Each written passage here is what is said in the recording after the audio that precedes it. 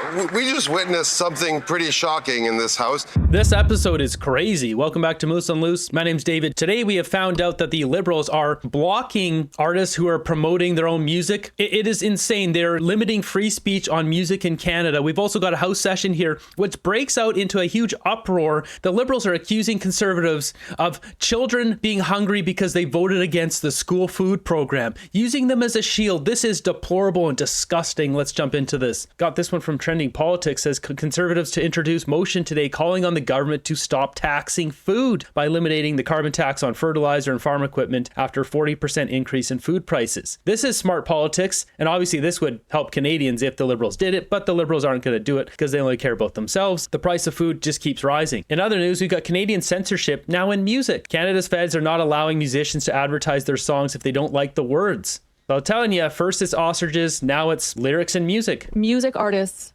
that are trying to advertise their songs or albums, they are censoring your ability to advertise songs if you don't do what the government wants. Correct. We're going to play this tape you did. He even said you have to take out you saying bank accounts were frozen. Yeah. What? And bank accounts were frozen is just a fact. Yeah. We can't talk about the freezing bank accounts. We can't mention anything about anybody getting arrested or anything like that. Yeah, exactly. Wow. That's because of the Canadian government and not X, where even if it's even going to mention Trump in Canada, it's not allowing it anymore. Wow. Yeah. And Odessa, it's unbelievable because even if you have a picture of him or even use the word Donald Trump in the text itself, they halt it. I can run that video in the UK or the United States, no problem. But as soon as you run the ad in Canada, boom, instantly halted. So our federal government's deciding which political figures can be in your music videos. How does this even reflect on our trading relationship that we're apparently working on, right? So that's why I'm going to work with them and I'm going to see what I can get approved. And I'm really escalating this case. I want to fight it until I can't no more. And you want to know what? This isn't Twitter's fault. It's the government of Canada basically holding a gun to the executives and the branch at Twitter saying, you're going to do this or else. This is unbelievable. This slippery slope just got a whole lot slippier. That's what's going on. But what we can do is, if we put in this rules against hate content, right? We can get our allies to follow suit. Do we have the stomach to shut them down? This is North Korea It says here, this comes from a full video. Odessa actually just posted it here. So if you want to check this out, it's linked up in the description under my sources. This is a dangerous standard here, though. I don't think anyone knows this is going on. That's why I'm putting it on here. Everyone needs to know this. The government is limiting musicians, especially since it's facts. Bank accounts were not only frozen during the Freedom Convoy in 2022, but also recently, just 6 months ago with the election, there was a PPC candidate who also had their bank account frozen. Nothing surprises me anymore from Canadian government, but here I am shaking my head, surprised just how suppressed are we in this country. The US has issues, but it's looking very likely we will be the 51st state the way our country is going. From the Republican point of view down there, they don't want us to join. We have way too many liberals here. As it's been mentioned, it's like adding another California to America. That's really the last thing they want. Jumping over to the House of Commons, Mark Carney today's off to the UK. He's once again disappeared because he doesn't want to go toe to toe. Pierre brings up his mother's birthday. This whole opening section here revolves around that. Other costly and useless photo op tour to escape the inflation, criminality, housing price crisis, and of course the scandal around his public safety minister. That minister who lost track of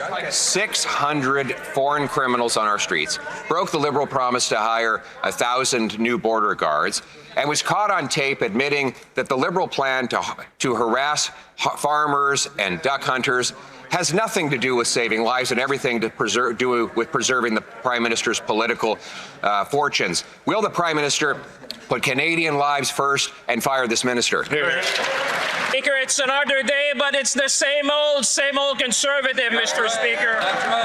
We will take no lessons from the Conservatives. What happened to his canned line? Where is it? This side of the House, we're about building the future. We're going to represent a budget that's going to build this nation, Mr. Speaker. It's going to be a generational investment in our future.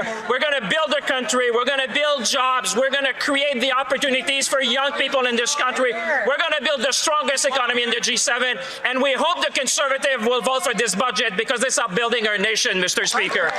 Our GDP has dropped 1.6%. This guy's talking about generational investment, aka spending, lots of spending, but not results. The deficit is going to be outrageous. PBO shows Ottawa's finances are a mess. Deficit will sharply increase to $69 billion. Carney will add $255 billion over 4 years. That's more than $100 billion more debt than Trudeau was planning. And the debt servicing charges will reach $82 billion by 2030. My mother and people like her actually built this nation, and today is my mom's birthday. Thank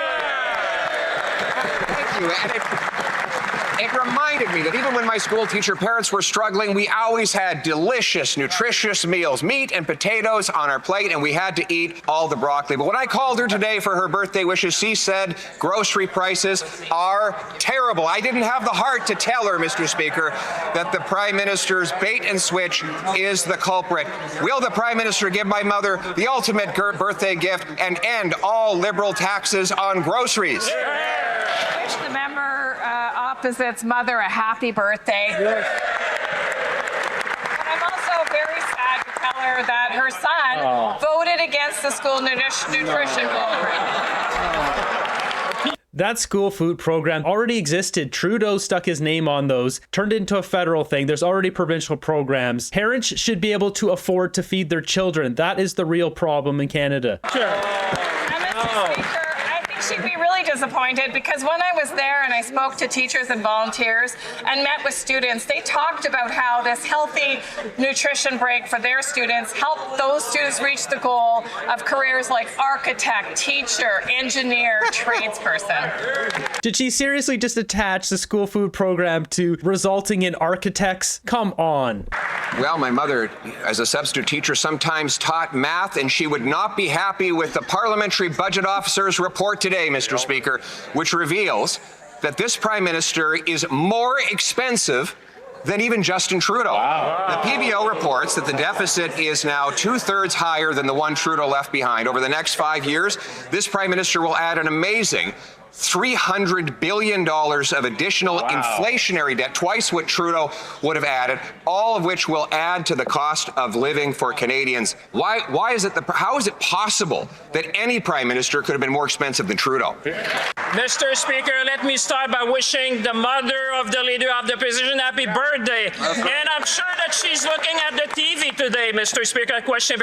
I have good news for his mother, Mr. Speaker. We cut our taxes, Mr. Speaker. Along with Ooh, $40 a month. Congratulations, everyone. We're all winning now. 2 million Canadians. I don't know his mother, Mr. Speaker, but I know in her heart she must be proud of this Liberal government. That we cut taxes, that we're fighting for families, that we're going to build the country of the 21st century. Let's celebrate, Mr. Speaker. What are they celebrating? Look at all these seals. What are they clapping for? $40 a month? You guys have done nothing. They've driven out billions of dollars, 50 some odd billion dollars from Canada. Breaking Starbucks is cutting 900 jobs and closing hundreds of stores in Canada and the US. I don't know about you, but when I can't afford to make decent meals anymore, one of my first cuts is going to be a $7 latte. That's just it. People can't afford this stuff anymore. People can't afford the $7 lattes. Mr. Speaker, I can confirm he definitely does not know my mother. In fact, my mother knew how to budget better than anyone. She could stretch a dollar farther. In fact, I think she should come in here as the finance...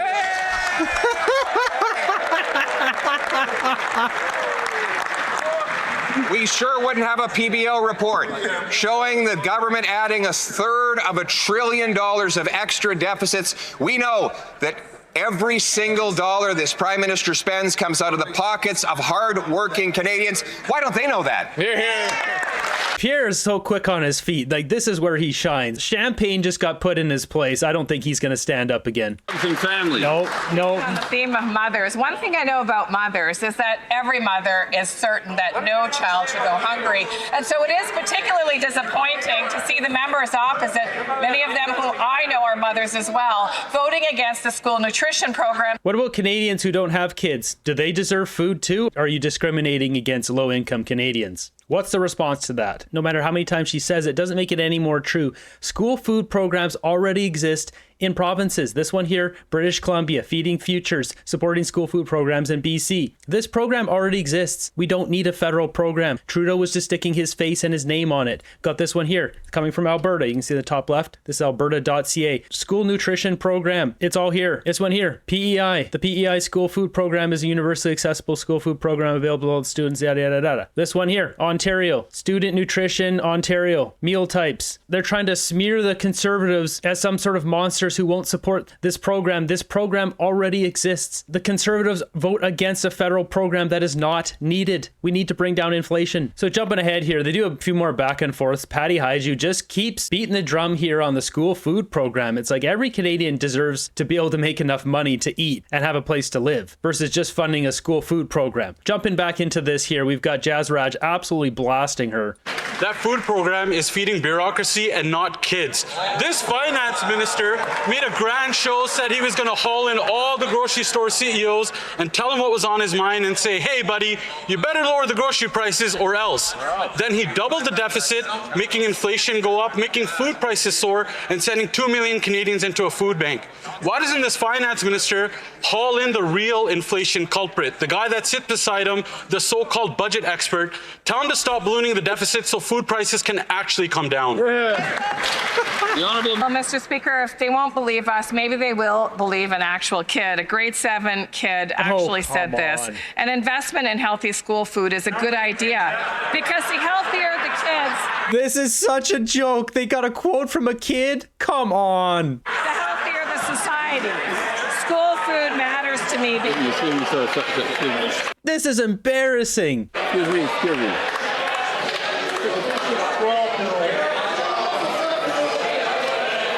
Wow. Uproar in the house. Please, colleagues. I would like to hear what that 12-year-old had to say as well. So from the top, please. Speaker, when a grade 7... Please. Colleagues. A moment, Minister. I can't hear you.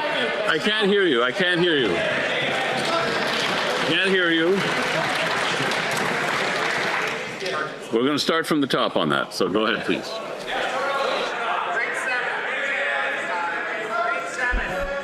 Well, Mr. Speaker, let's start with the voice of a child. Advocating for other children in this country. This is what this grade 7... This is a new low. The government has to save children because Canadians can't afford to feed their own kids. Really? Canadian young person said. An investment in healthy school food is a good idea. Because the healthier the kids, the healthier the society. School food matters to me because kids should be healthy. And you know what, Mr. Speaker, I'm so proud of that empathetic grade 7 student who knows that young people in school deserve the best chance at success. It's more than I can say for these Conservatives who are actually laughing at the compassion of children in our country. This is such a joke. This is a new low for the Liberals here. They're trying to associate the Conservatives with kids not being healthy when they're the ones destroying our economy and destroying the country. Like, this is rich. According to the food professor, as he says, the carbon tax hasn't gone away since 2015. Canada's food manufacturing price index has surged 78%, far outpacing the 52% increase in the U.S. federal carbon tax hikes. The red line, these ones here, are part of the story, now sitting at $95 a ton. The competitiveness gap between Canada and US keeps widening. Looking at this, it's really not a mystery what happened to the food prices. As you see, yellow is food manufacturing Canada and US is the processed foods. And here's the widening gap. It just gets worse and worse as the carbon tax increased here. You can see the numbers per ton. So Carney comes in, he brings the carbon tax down to zero. He didn't get rid of it. And now what do they have? A program that was already in the works that's doing the same thing, the clean fuel standards. It'll do the same thing. It increases the cost of shipping. The more it costs to ship stuff around the country, the more the food is going to cost because the grocery stores are just going to increase the price if the Liberals increase the price on the shipping. That minister is so out of touch because she doesn't understand that those kids still are hungry every evening and every weekend and every summer holiday because their parents can't afford to put food on the table because of this Liberal government's inflationary deficits that are driving up food costs 48% faster in Canada than in the United States since this Prime Minister took office. The Prime Minister asked to be judged by the cost of the grocery store, and we're well past Judgment Day. Money printing deficits plus record high food bank use plus Canadians skipping meals equal an F for this Liberal government. Will the Liberals vote for our Conservative motion to cut their inflationary taxes on food prices for Canadians today? Wow, I don't know who that guy is, but he came locked and loaded. They have this pre-queued. They put an order of who gets to speak, and it just happened that that guy was up next. It wasn't planned that he was going to rebuttal her, but boy, he really destroyed her. We just witnessed something pretty shocking in this House. Yeah. We had first the finance critic for the Conservatives stand up and say we are creating bureaucracies rather than feeding children. Well, I would like him to come. I would like him to come to the elementary school where I help serve breakfast to young kids and show him the yogurt and the orange slices and the eggs that are handed out to those children every day.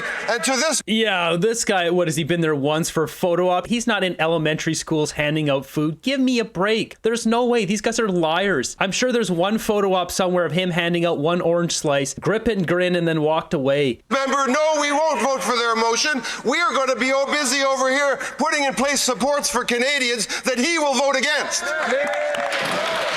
I can't believe how deranged this has become. The Liberals are trying to use children's health and nutrition as a shield for the imploding economy. Got this one from Blacklock's reporter, a program to save 44 Liberal seats. So they broke it down here. The Pew Pew buyback program, Gary admitted himself, is to get seats for Quebec. Under the national program, he privately dismissed as a political ploy to save 44 Liberal seats in Quebec. Nothing they do is serious. This is all just a game to them. Got this one from the Toronto Sun, Sikh activist among 3 facing Pew Pew charges after Oshawa vehicle stop. It's every day. There's literally these stories every day. We've got Dainty Foods planning US expansion, but will continue to grow Canadian operation. So this company here, another company moving more of its dollars down to America. Dainty Foods Canadian operation won't be affected, they say. They are going to be expanding to America. Of course they are, because business isn't good in Canada. The taxes are too high. The rules are ridiculous. Everyone's struggling when you have a population that doesn't have money to spend. Businesses suffer. We see that in the restaurant industry. Anything that's really a luxury, people just stop buying. Food not being one of those things, but people do dial back on what they're spending their money on, even regarding food. It says here the company has invested $35 million in the last 3 years into Canada, but they're going to be building an American facility to serve their American market. Why can't the Canadian one serve the American market? That's because we've got tariffs going back and forth.